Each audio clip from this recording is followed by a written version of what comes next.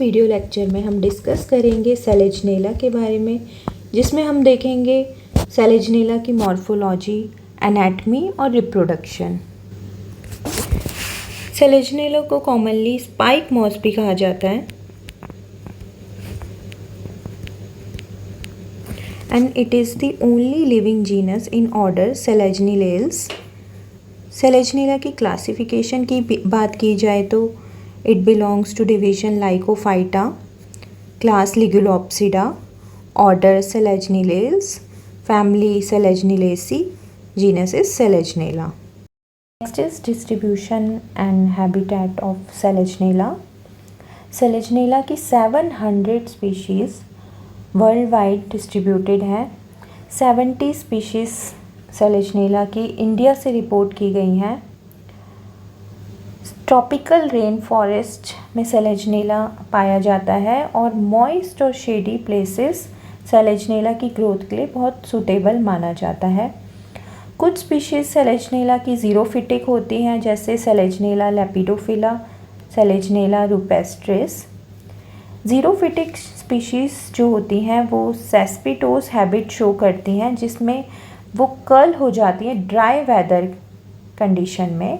वो कर्ल होके एक बॉल लाइक स्ट्रक्चर बनाती हैं और जैसे ही उन्हें मॉइस्चर कंडीशन मिलती है वो वापस से अनकर्ल हो जाती हैं और वापस से फ्रेश और ग्रीन हो जाती हैं।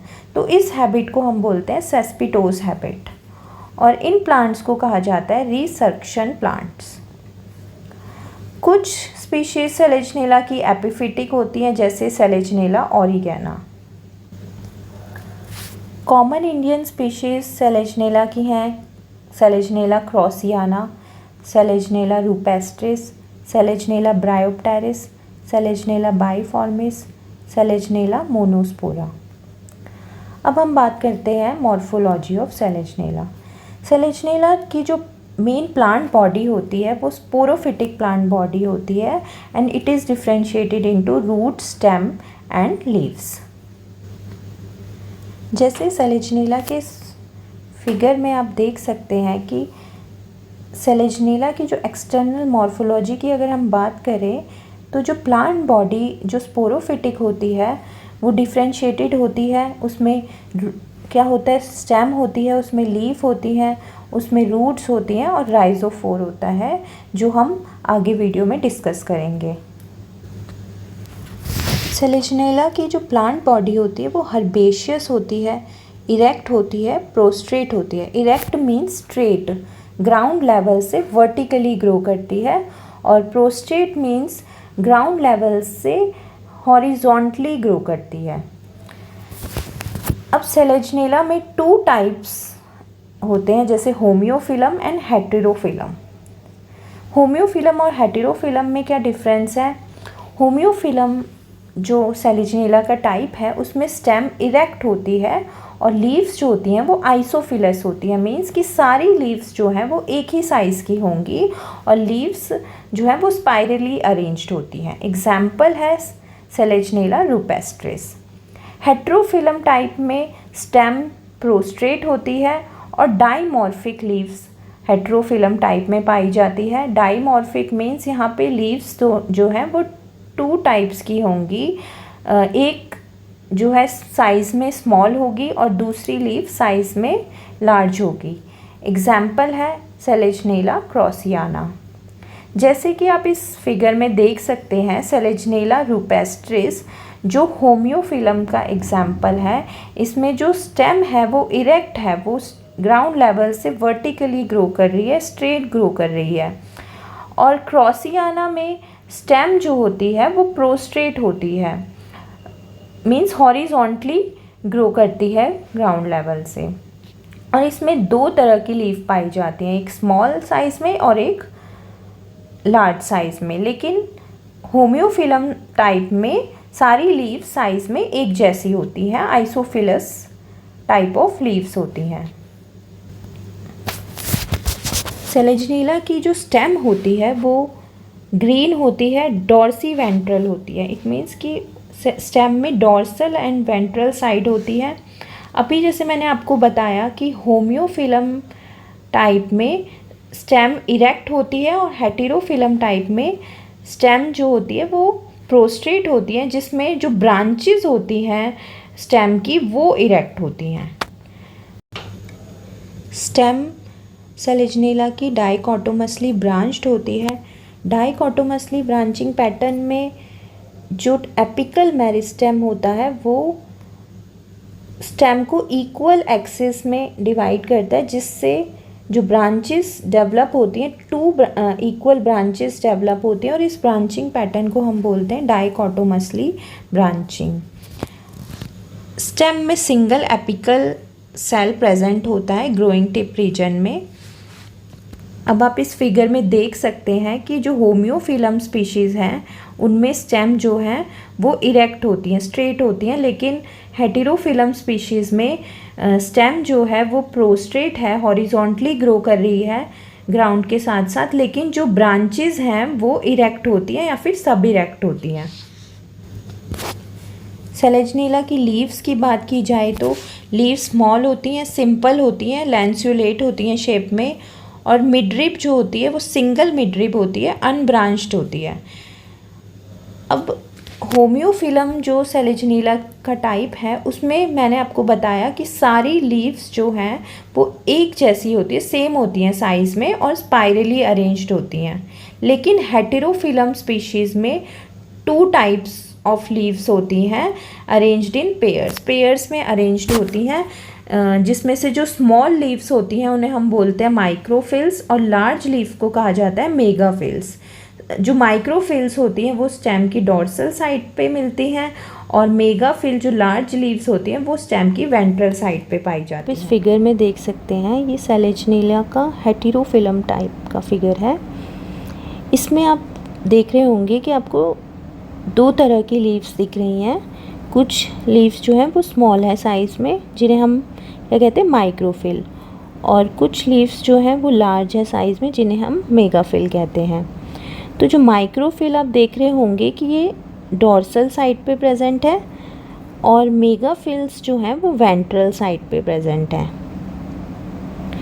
अब आप लीव्स का अरेंजमेंट का भी अगर पैटर्न देखेंगे तो इसमें जो स्मॉल लीव्स हैं वो ऑल्टरनेट कर रही हैं स्मॉल लीव्स के साथ, और जो लार्ज लीव्स हैं, लार्ज लीव जो मेगाफिल हैं वो ऑल्टरनेट कर रही हैं लार्ज लीव्स के साथ। तो इस तरह का पैटर्न लीव्स में हमें हेटेरोफिलम टाइप में देखने को मिलता है। सेलेजनेला की रिप्रोडक्टिव स्ट्रक्चर को स्ट्रोबिलाई कहते हैं, और स्ट्रोबिलाई की लोकेशन क्या होती है ब्रांचेस के एपिकल रीजन में। आप देख रहे हैं फिगर में जो ब्रांचेस हैं इनकी के जो एपिकल रीजन है वहाँ पे स्ट्रोबिलाई पाई जाती हैं। स्ट्रोबिलस होता क्या है कि जब स्पोरोफिल्स जो हैं वो एग्रीगेट होकर एक कॉम्पैक्ट स्ट्रक्चर बनाते हैं तो उस कॉम्पैक्ट स्ट्रक्चर को स्ट्रोबिलस कहा जाता है। स्पोरोफिल्स क्या होते हैं, जब जो लीव्स हैं सेलेजनेला की, इनमें अगर स्पोरेंजिया प्रेजेंट हो तो उस लीफ को अब कहा जाता है स्पोरोफिल।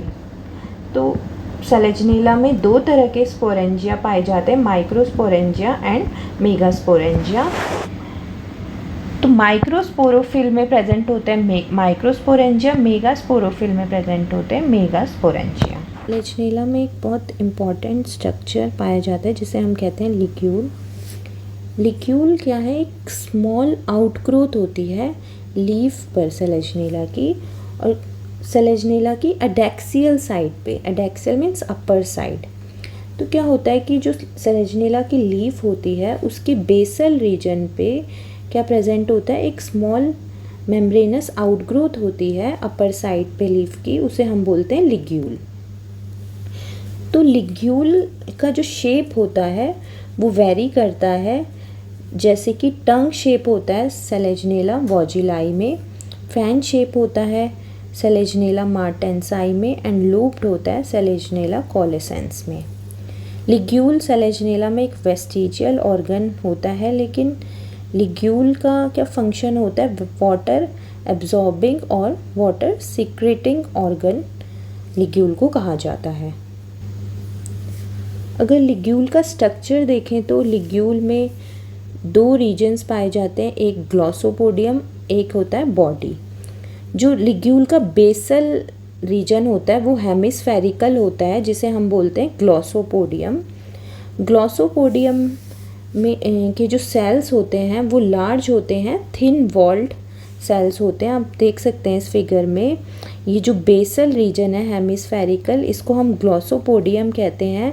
ये बना होता है ग्लॉसोपोडियम लार्ज सेल्स का, थिन वॉल्ड सेल्स का, और इन सेल्स के बाहर एक शीथ प्रेजेंट होती है जिसे हम बोलते हैं ग्लॉसोपोडियम शीथ। और ग्लॉसोपोडियम के ऊपर वाला जो रीजन है उसे हम बोलते हैं बॉडी ऑफ लिग्यूल, जैसा आप इस फिगर में देख सकते हैं। और नीचे वाला जो हेमिस्फेरिकल बेसल रीजन है उसे हम ग्लॉसोपोडियम कहते हैं, एंड अपर रीजन को हम कहते हैं body of ligule.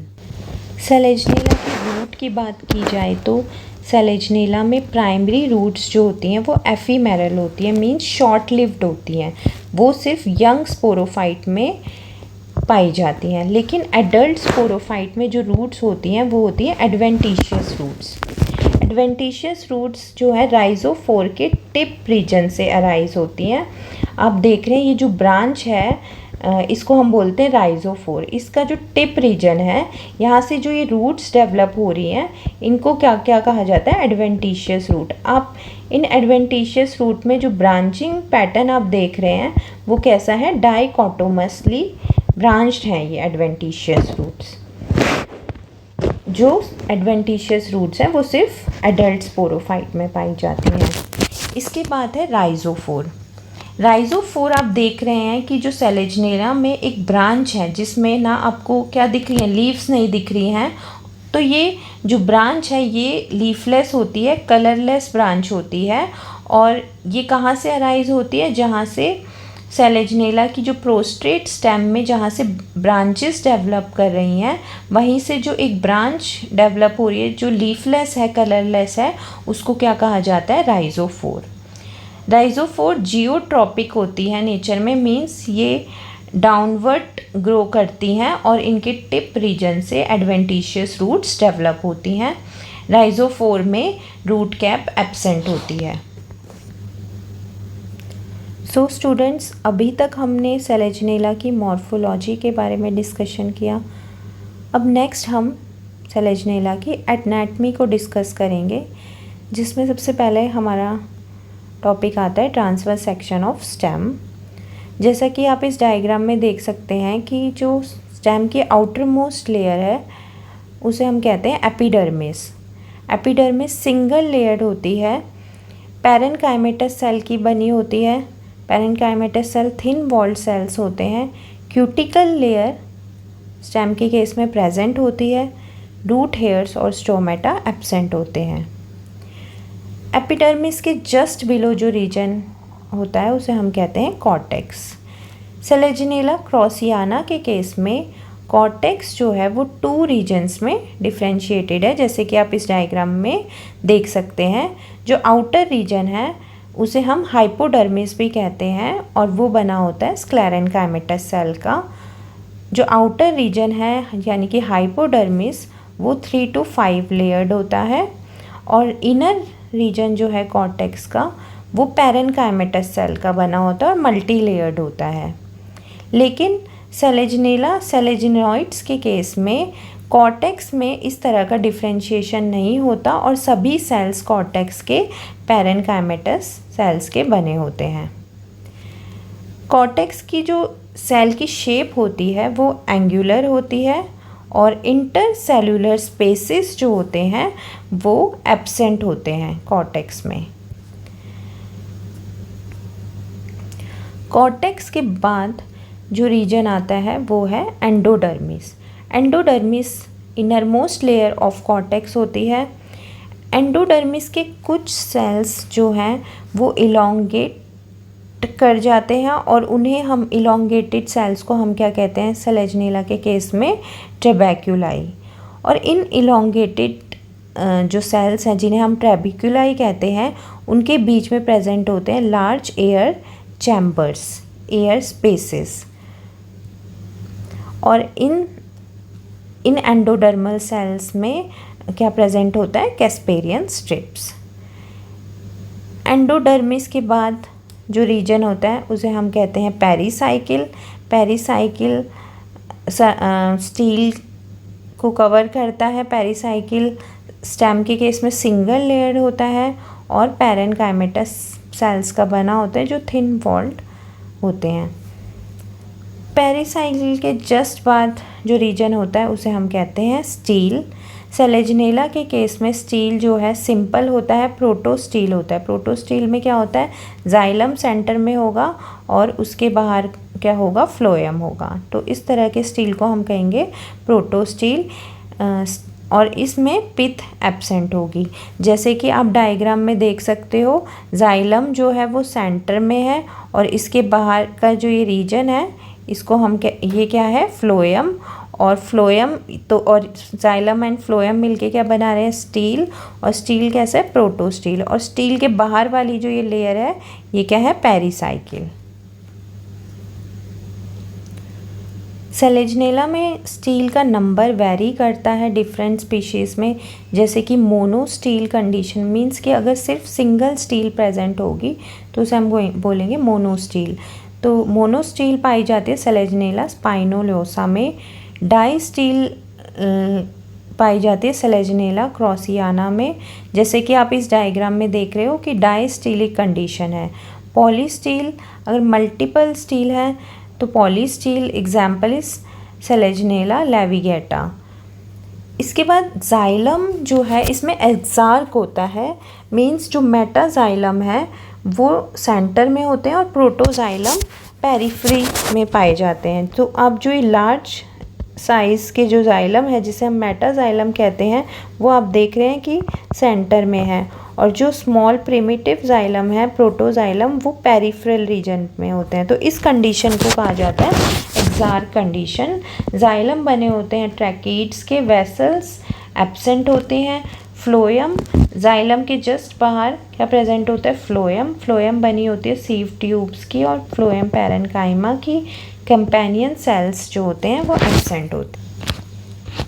Next is transfer section of root. Root में भी आउटर मोस्ट लेयर को हम कहते हैं एपिडर्मिस। सिंगल लेयर्ड होती है एपिडर्मिस भी। आप इस डायग्राम में देख सकते हैं कि सिंगल लेयर्ड है एपिडर्मिस। लेकिन एपिडर्मिस में रूट के केस में रूट हेयर्स प्रेजेंट होते हैं। एपिडर्मिस के जस्ट बिलो जो रीजन होता है उसे हम बोलते हैं कॉर्टेक्स। कॉर्टेक्स यहाँ पे भी या तो सिर्फ पैरेन्काइमेटस सेल का बना होगा या फिर डिफ्रेंशिएटेड होगा आउटर कॉर्टेक्स में और इनर कॉर्टेक्स में। जैसे कि आप इस डायग्राम में देख सकते हो, यहाँ पे कॉर्टेक्स जो है वो 2 रीजन्स में डिफ्रेंशिएटेड है। जो आउटर कॉर्टेक्स है वो स्क्लेरेन्काइमेटस सेल का बना है जिसे हम हाइपोडर्मिस कहते हैं, और जो इनर कॉर्टेक्स है वो पैरेन्काइमेटस सेल का बना होता है। कॉर्टेक्स के जस्ट बाद जो लेयर होती है उसे हम कहते हैं एंडोडर्मिस। एंडोडर्मिस जो है वो इनर मोस्ट लेयर है कॉर्टेक्स की, सिंगल लेयर्ड होती है। लेकिन कुछ कुछ केस में एंडोडर्मिस की लेयर जो होती है वो इनडिस्टिंक्ट होती है। पेरिसाइकिल जो है रूट के केस में 1 to 3 लेयर्ड होती है और पैरेन्काइमेटस सेल की बनी होती है।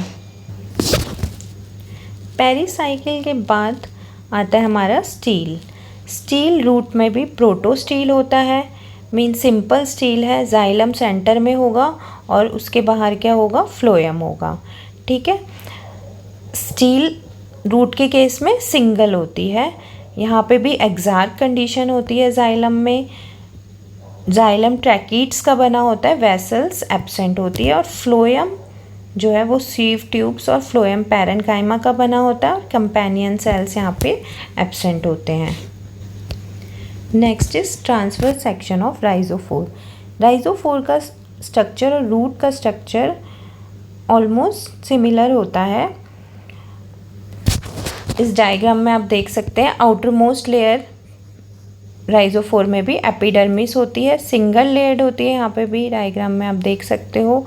लेकिन रूट और राइजोस्फेयर में क्या डिफरेंस है कि यहाँ पे रूट हेयर और स्टोमेटा एब्सेंट होते हैं, लेकिन रूट के केस में रूट हेयर्स प्रेजेंट होते हैं। क्यूटिकल की लेयर प्रेजेंट होती है। एपिडर्मिस के जस्ट बिलो जो रीजन होता है उसे हम बोलते हैं कॉर्टेक्स। कॉर्टेक्स डिफ्रेंशिएटेड होता है आउटर कॉर्टेक्स में एंड इनर कॉर्टेक्स में। आउटर कॉर्टेक्स जो है वो स्क्लेरेन्काइमेटस सेल्स का बना होता है और उसे हम हाइपोडर्मिस भी कहते हैं। 2 to 3 लेयर्ड होता है आउटर कॉर्टेक्स, और इनर कॉर्टेक्स जो है वो पैरेन्काइमेटस सेल्स का बना होता है। कॉर्टेक्स के जस्ट बिलो जो रीजन होता है उसे हम यहाँ पे कहते हैं endodermis. Endodermis inner most layer of cortex है। यहाँ या तो इल डिफाइंड होती है और सिंगल लेयर्ड होती है। एंडोडर्मिस के बाद जो नेक्स्ट लेयर है वो है पेरिसाइकिल।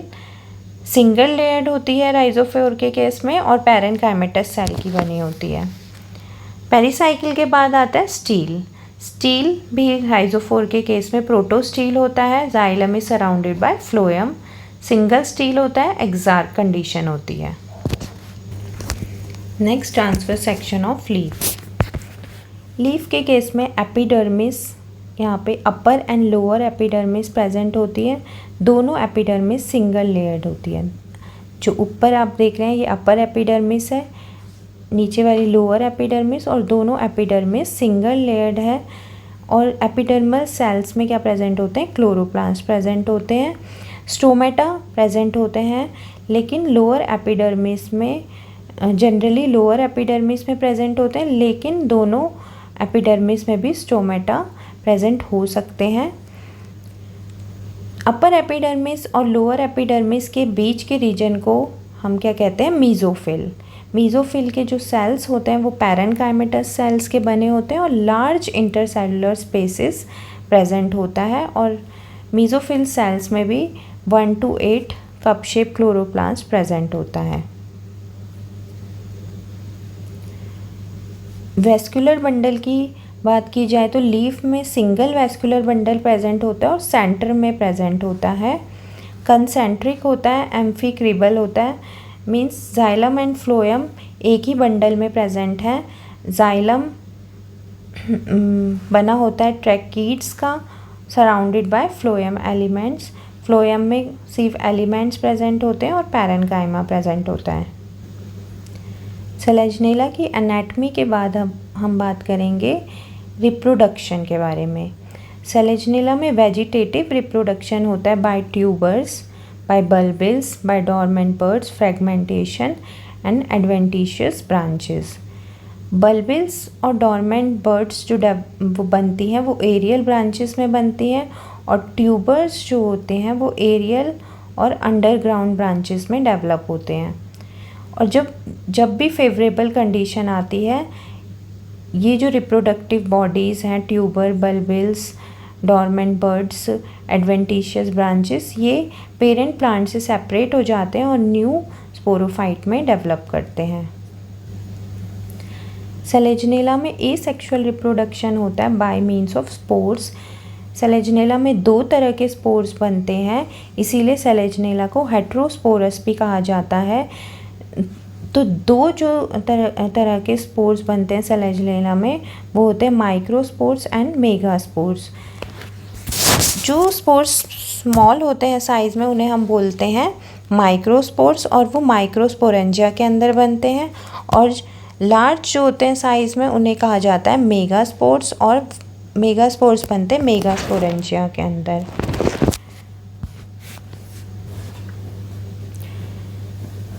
स्पोरोफिल क्या होता है, मैंने आपको पहले भी बताया था कि जब सेलेजनेला की लीफ में स्पोरेंजिया प्रेजेंट हो तो उस लीफ को अब हम क्या कहते हैं, स्पोरोफिल।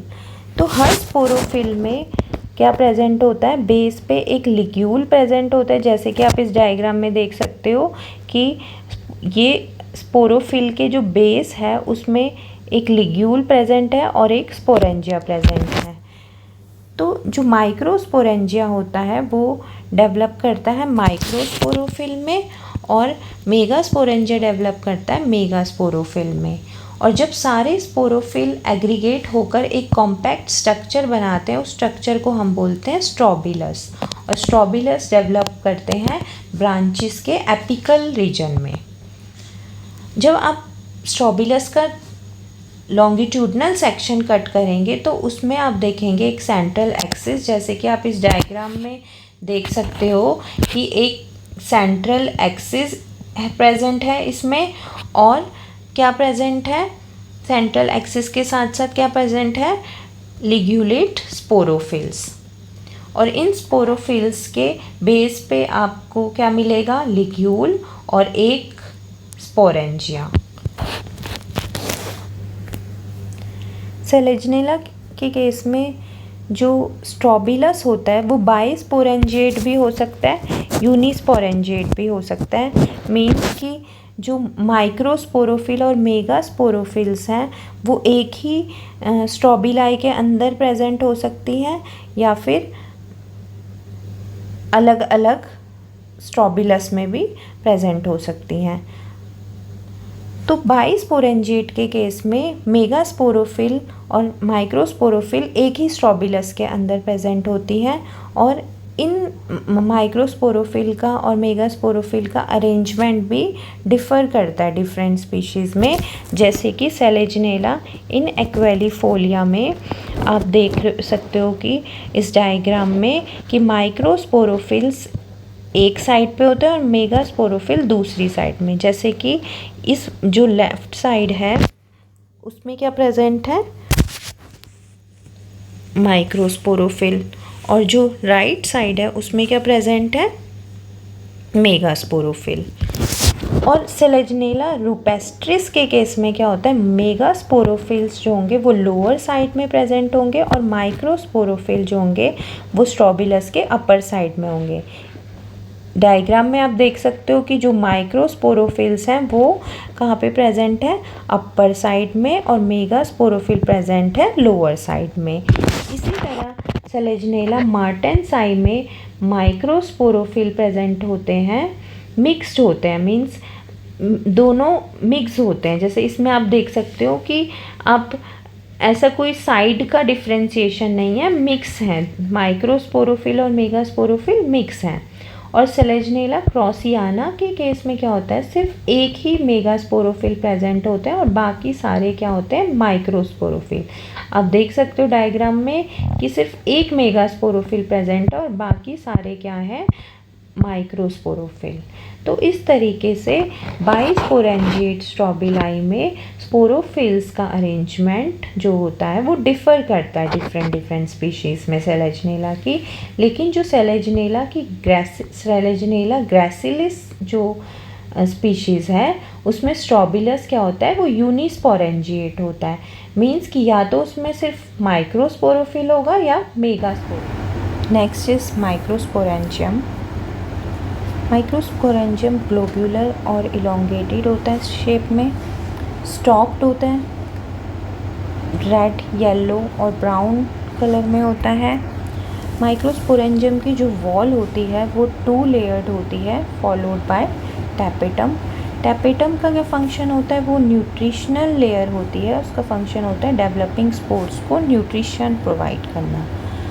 जब माइक्रोस्पोरेंजियम मैच्योर होता है तो टैपेटल जो सेल्स हैं और जो इनर मोस्ट वॉल है स्पोरेंजिया की वो डीजनरेट हो जाती है। और इस टाइम पर जो माइक्रोस्पोरेंजिया होता है वो 1 लेयर्ड होता है। माइक्रोस्पोरेंजियम जो है वो बहुत सारे जो हैं वो माइक्रोस्पोर्स प्रोड्यूस करते हैं। माइक्रोस्पोर्स जो होते हैं वो कंपैरेटिवली स्मॉल होते हैं साइज़ में। माइक्रोस्पोरेंजियम के बाद आता है मेगास्पोरेंजियम। मेगास्पोरेंजियम का जो शेप होता है वो लोब्ड होता है और इसमें जो लोब्स होती हैं वो 4 लोब्स होती हैं। मेगास्पोरेंजियम भी स्टॉक्ड होता है, वाइटिश येलो और रेड होता है कलर में। मेगास्पोरेंजियम की जो वॉल होती है वो भी 2 लेयर्ड होती है, फॉलोड बाय टैपेटम। और इसमें भी मैच्योरिटी के टाइम पे टैपेटम की लेयर और इनर मोस्ट लेयर जो है स्पोरेंजियम की वो डीजनरेट हो जाती है और मैच्योरिटी के टाइम पे जो वॉल है स्पोरेंजियम की वो 1 लेयर्ड होती है। मेगास्पोरेंजियम जो है वो 4 मेगास्पोर्स प्रोड्यूस करता है, लेकिन माइक्रोस्पोरेंजियम जो है वो बहुत सारे माइक्रोस्पोर्स प्रोड्यूस करता है। मेगास्पोर्स का जो साइज़ है वो लार्ज होता है और माइक्रोस्पोर्स का साइज़ स्मॉल होता है। जैसे कि मैंने आपको अभी बताया कि माइक्रोस्पोर्स जो होते हैं वो स्मॉल होते हैं साइज़ में और मेगास्पोर्स जो होते हैं वो लार्ज होते हैं साइज़ में। माइक्रोस्पोर्स का जो शेप होता है वो स्फेरिकल और राउंड होता है, लेकिन जो मेगास्पोर्स होते हैं वो टेट्राहेड्रल होते हैं शेप में। माइक्रोस्पोर्स जो होते हैं वो डबल लेयर्ड होते हैं। आउटर लेयर जो होती है उसे हम एक्सोस्पोर या एक्साइन बोलते हैं और इनर लेयर जो होती है उसको हम बोलते हैं एंडोस्पोर और इंटाइन। लेकिन मेगास्पोर्स जो होते हैं वो 3 वॉल लेयर्स होते हैं। आउटर लेयर बोलते हैं exospore, middle layer mesospore and inner layer is endospore. Microspore unicellular uninucleate structure है और माइक्रोस्पोर जर्मिनेट करके क्या प्रोड्यूस करते हैं, मेल प्रोथैलस। लेकिन मेगास्पोर्स जर्मिनेट करके क्या प्रोड्यूस करते हैं, फीमेल प्रोथैलस। माइक्रोस्पोर्स का जो जर्मिनेशन है वो माइक्रोस्पोरेंजियम के अंदर ही स्टार्ट हो जाता है और वो 13 सेल स्टेज में माइक्रोस्पोरेंजियम से रिलीज़ होते हैं। तो माइक्रोस्पोर में फर्स्ट डिवीज़न होती है जिससे 2 अनइक्वल शेप के सेल्स बनते हैं, जिसमें जो स्मॉल सेल होता है जिसे हम बोलते हैं प्रोथैलियल सेल और जो लार्ज सेल होता है उसे हम बोलते हैं एंथ्रीडियम इनिशियल। फिर फर्दर डिवीज़न जो है वो एंथ्रीडियम इनिशियल सेल में होती है। एंथ्रीडियम इनिशियल सेल जो है वो डिवाइड होंगे रिपीटेडली और बनाएंगे ग्रुप ऑफ 12 सेल्स। तो इस स्टेज पे जो स्ट्रक्चर बनेगा उसे हम बोलते हैं मेल गैमेटोफाइट, जो 13 सेल्स का बना होता है, जिसमें से एक प्रोथैलियल सेल होता है, 4 प्राइमरी एंड्रोगोनियल सेल्स होते हैं और 8 जैकेट सेल्स होते हैं। और इसी स्टेज पे जो मेल गैमेटोफाइट है वो माइक्रोस्पोरेंजियम से रिलीज़ होता है। फिर प्राइमरी एंड्रोगोनियल सेल्स जो है वो रिपीटेडली डिवाइड करेंगे और 128 और 256 एंड्रोसाइट्स और एंथीरोजॉइड मदर सेल्स बनाएंगे। इन एंड्रोसाइट्स में क्या होगा, मेटामॉर्फोसिस होंगी और ये जो है अब क्या कहलाएंगे, एंथीरोजॉइड्स। एंथीरोजॉइड्स जो है वो यूनिन्यूक्लिएट बाइफ्लैजिलेट स्ट्रक्चर है और इनका जो शेप होता है वो स्पाइरल शेप स्ट्रक्चर होता है। इनमें 2 फ्लैजिला प्रेजेंट होते हैं और फिर ये माइक्रोस्पोर की जो वॉल है ये रप्चर करेगी और इन एंथीरोजॉइड्स को रिलीज़ कर देगी वाटर। जिस तरीके से मेल गैमेटोफाइट माइक्रोस्पोरेंजियम के अंदर डेवलप करता है, उसी तरीके से फीमेल गैमेटोफाइट भी मेगास्पोरेंजियम के अंदर ही डेवलप करता है। तो मेगास्पोर में सबसे पहले क्या होगा, जैसे ही फीमेल गैमेटोफाइट का डेवलपमेंट स्टार्ट होगा उससे पहले जो मेगास्पोर है उसमें एक लार्ज सेंट्रल वैक्यूल डेवलप करेगा, जिसकी वजह से जो साइटोप्लाज्म है वो अब डिस्ट्रीब्यूट हो जाएगा मेगास्पोर के पेरिफेरल रीजन पे। अब मेगास्पोर अपना साइज़ इंक्रीज़ करेगा और जब वो अपना साइज़ इंक्रीज़ करेगा तो जो एक्सोस्पोर है यानी कि आउटर लेयर है मेगास्पोर की वॉल की, वो फास्टली ग्रो करेगी इन कंपैरिजन टू मीजोस्पोर, जिसकी वजह से जो है मीजोस्पोर और एक्सोस्पोर के बीच में क्या होगा, स्पेस डेवलप कर जाएगा। अब क्या होगा, जो न्यूक्लियस है, न्यूक्लियस जो है वो रिपीटेडली डिवाइड करेगी लेकिन सेल वॉल फॉर्मेशन नहीं होगा, जिसकी वजह से मल्टी न्यूक्लियर प्रोटोप्लाज्म बन जाएगा। तो जैसे न्यूक्लियाई डिवाइड करती रहेंगी और अपना नंबर न्यूक्लियस का बढ़ता रहेगा तो साइटोप्लाज्मिक लेयर जो होगी वो थिक हो जाएगी और वैक्यूल का साइज़ क्या हो जाएगा, छोटा हो जाएगा। फिर क्या होगा कि एपिकल रीजन में क्या होगा, अब क्या होगा, वॉल फॉर्मेशन स्टार्ट होगा और वॉल फॉर्मेशन एपिकल रीजन से अंदर की तरफ मेगास्पोर के अंदर की तरफ होता रहेगा, जिसके वजह से जो अपर रीजन होगा वो सेल्यूलर होगा और उसे हम क्या बोलेंगे, फीमेल प्रोथैलस। और फीमेल प्रोथैलस जो होता है वो एपिकल रीजन में डेवलप होता है और उसमें जैसे ही एपिकल रीजन में फीमेल प्रोथैलस डेवलप करेगा, वॉल फॉर्मेशन थोड़ी देर के लिए रुक जाती है। उसके बाद अपर रीजन और लोअर रीजन को जो रीजन सेपरेट करेगा उसे हम बोलते हैं डायाफ्राम। जो लोअर रीजन होता है उसे वो क्या होता है, नॉन सेल्यूलर होता है, क्योंकि अभी उसमें वॉल फॉर्मेशन नहीं हुई होती है। लेकिन बाद में वॉल फॉर्मेशन जब हो जाती है तो लोअर रीजन भी मल्टी सेल्यूलर हो जाता है और उसको हम स्टोरेज रीजन भी कहते हैं। जैसे ही एपिकल टिश्यू का फॉर्मेशन होता है, मेगास्पोर की वॉल क्रैक करती है, जिसके वजह से एपिकल रीजन एक्सपोज होता है और इस रीजन में राइजोइड्स डेवलप होते हैं। इस जो फीमेल प्रोथैलस का जो रीजन एक्सपोज हुआ है उसके एपिकल रीजन में कुछ सेल्स जो हैं वो क्या कहलाते हैं, आर्किगोनियल इनिशियल्स, जो बनाते हैं लेटर आर्किगोनिया। आर्किगोनिया क्या होता है, वो फ्लास्क शेप स्ट्रक्चर होता है जो एम्बेडेड होता है फीमेल गैमेटोफिटिक टिश्यू में। हर आर्किगोनिया में एक नेक होती है और एक वेंटर रीजन होता है। जो नेक रीजन होती है वो बनी होती है 2 टायर्स की और हर टायर में 4 सेल्स होते हैं। इट मीन्स जो नेक है वो 8 सेल्स की बनी होती है और साथ ही साथ क्या 8 में से जो 4 सेल्स होते हैं वो फंक्शन करते हैं एज कवर सेल। और नेक में क्या प्रेजेंट होता है, सिंगल नेक कैनाल सेल। और जो वेंटर रीजन होता है उसमें प्रेजेंट होता है venter canal cell and egg. जब मैच्योर होता है, मैच्योरिटी के टाइम पे नेक कैनाल सेल और वेंटर कैनाल सेल जो होते हैं वो डीजनरेट हो जाते हैं, जिसकी वजह से एक पैसेज बन जाता है एंथीरोजॉइड के एंटर करने का, ताकि वो एग के तक पहुंच सके।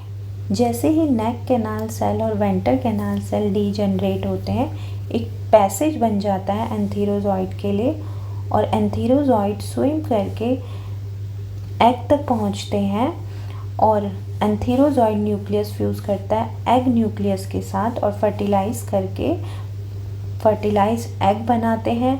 फर्टिलाइज एग जो है वो वॉल सिक्रीट करता है। अब जो डिप्लॉइड स्ट्रक्चर बनता है उसे हम बोलते हैं जाइगोट और oospore। जब जाइगोट बन जाता है तो सबसे पहले डिवीज़न होती है जाइगोट में, ट्रांसफर डिवीज़न, और 2 सेल्स बनते हैं। जो अपर सेल होता है उसे हम बोलते हैं एपीबेसल सेल या फिर सस्पेंसर इनिशियल सेल, और लोअर सेल को हम बोलेंगे हाइपोबेसल सेल और embryo initial cell. Suspensor initial cell में डिविजन्स होती हैं और वो बनाता है मल्टी सेलुलर सस्पेंसर, और एम्ब्रियो के जो बाकी पार्ट्स होते हैं वो हाइपोबेसल सेल से बनते हैं। एम्ब्रियो का जो बेसल रीजन होता है उसे हम बोलते हैं फुट, जो हॉस्टोरियम का काम करता है, और फुट का क्या फंक्शन होता है, फूड को एब्जॉर्ब करना फ्रॉम गैमेटोफाइट। हाइपोबेसल सेल्स में फर्दर डिवीजन होता है और वो मल्टी सेलुलर स्ट्रक्चर बनाते हैं जो आगे जाके डिफ्रेंशिएट होते हैं फुट में, राइजोफोर में, स्टेम और कॉटिलेडन्स में। एम्ब्रियो में 2 आइडेंटिकल कॉटिलेडन्स प्रेजेंट होते हैं एपिकल रीजन में। इन कॉटिलेडन्स में लिग्यूल प्रेजेंट होता है। यंग स्पोरोफाइट में फर्दर ग्रोथ होती है स्टेम में और कॉटिलेडन में अपवर्ड डायरेक्शन में, और राइजोफोर और रूट्स में डाउनवर्ड डायरेक्शन में। इस डायग्राम में आप देख सकते हैं एम्ब्रियो का स्ट्रक्चर। सस्पेंसर डेवलप होता है सस्पेंसर इनिशियल सेल से, और हाइपोबेसल सेल्स जो हैं वो डिफ्रेंशिएट करके एम्ब्रियो में बनाते कॉटिलेडन, स्टेम, फुट और राइजोफोर।